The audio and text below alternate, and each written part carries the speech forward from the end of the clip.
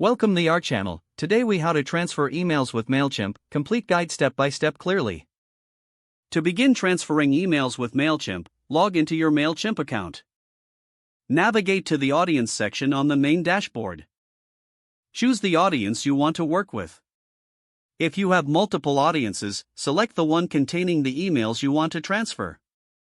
Click on the Manage Audience drop-down menu. Select Import Contacts from the options.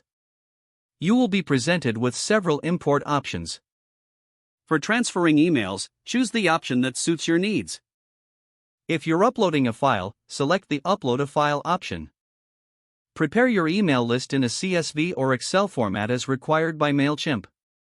Drag and drop your file into the upload area or click to browse for it. After the file uploads, click Next. Next, Mailchimp will prompt you to map the fields in your file. Make sure the email addresses are correctly mapped to the email address field. Review the other fields to ensure they are appropriately aligned. Once mapping is complete, click Next. Mailchimp will show a summary of your import. Review the details to ensure everything looks right. If all information seems accurate, click Import. Your emails will now begin transferring to Mailchimp. You'll receive a notification once the import process is completed. If there are any errors, Mailchimp will provide guidance on how to resolve them. Once the transfer is done, you can view your contacts under the Audience section.